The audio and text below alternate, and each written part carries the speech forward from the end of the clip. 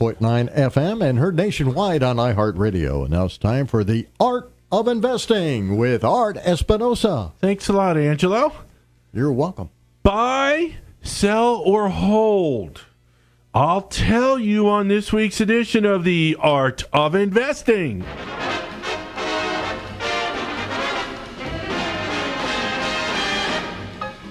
Well, baby, what I couldn't do with plenty of money and you, in spite of the worry that money brings, just a little filthy lucre buys a lot of things. And I could take you to places that you would like to go, but outside of that I've no use for dough. It's the root of all evil, of strife and upheaval. Good morning. You are tuned in to the Art of Investing, and I'm your host, Art Espinosa. Thank you, and as always, welcome back. Now, many of you have been, and I really appreciate it. Don't forget to check out my website. Once you do, I promise you, you're going to be hooked. Bookmark the address, wealthandhealthmanagement.com.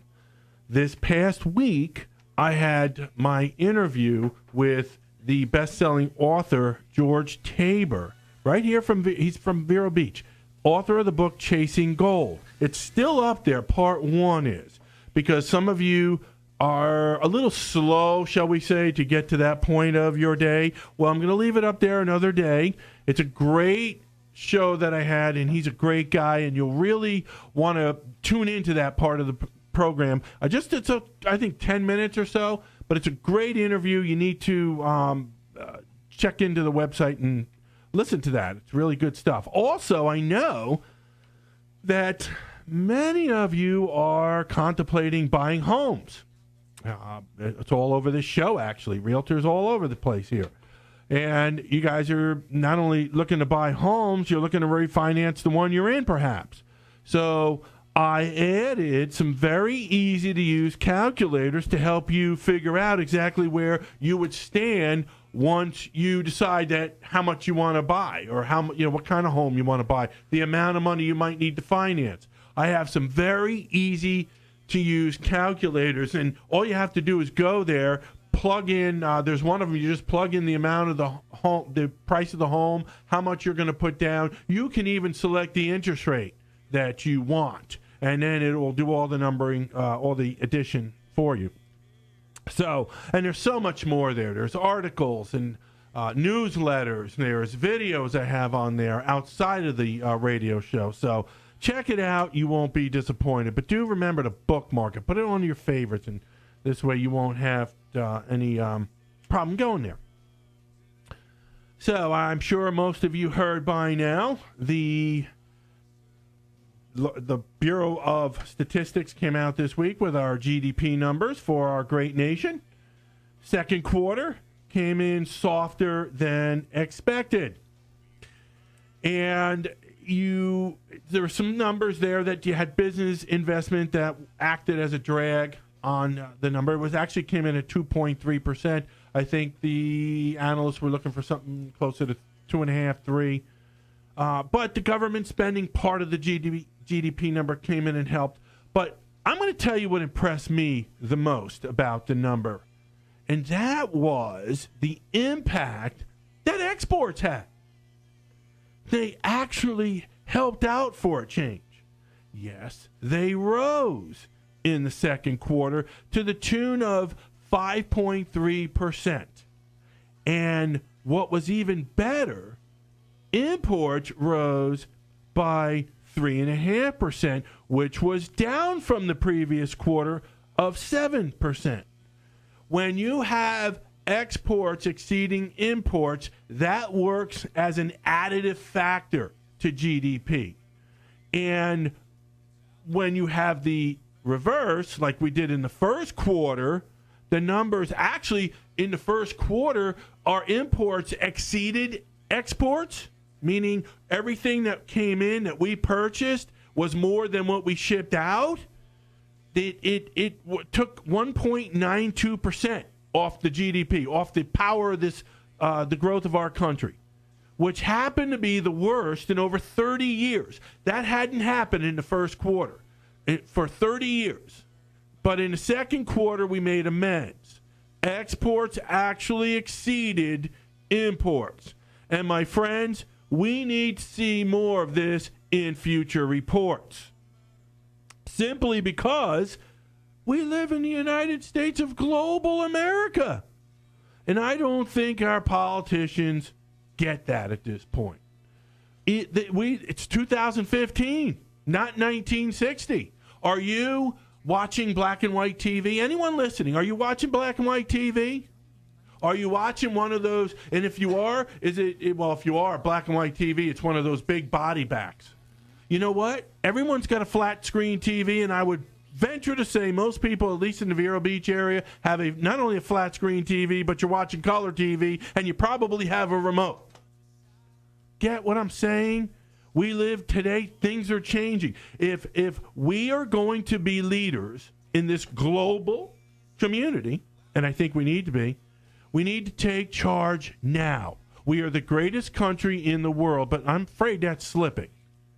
It's unacceptable to me that exports make up just 13% of our economy in 2015.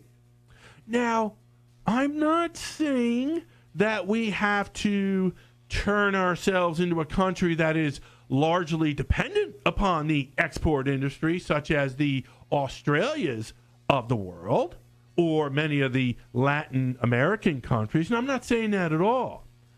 But I will say this, and I will say it loud and clear. We have to change the way we do business here. Legislation has to reflect the world we live in today. And I've been saying since I've been doing this show, which I can't believe now is over a year and a half, actually. And I'm excited about that. That the wages in this country have been stagnant. And I'm being nice when I say stagnant to flat. For over 20 years. You can't run the railroad today like you did back in the 80s when we were paying our laborers a whole lot more. Not only were we paying them more, they expected increases in their wages each and every year. That's not the world we live in today. So to think that you can count on the U.S. consumer to motor this country forward is downright foolhardy. And I said, we just, the politicians, I'm sorry, they just don't get it. Is there a reason why, maybe, or just maybe, Donald Trump's leading in the polls? Maybe people agree with me. Now, I don't know how you feel about that, but something has to change. 20 years, we're stuck. 20 years, we're a poorer nation than we were, but like I said, in the last 20 years. There's something wrong with that picture. We've seen this movie for 20 years, and so far the ending does not look pretty. Anyway, we have commodities to export. We have chemicals. We have poultry, meats, agriculture. Take your pick.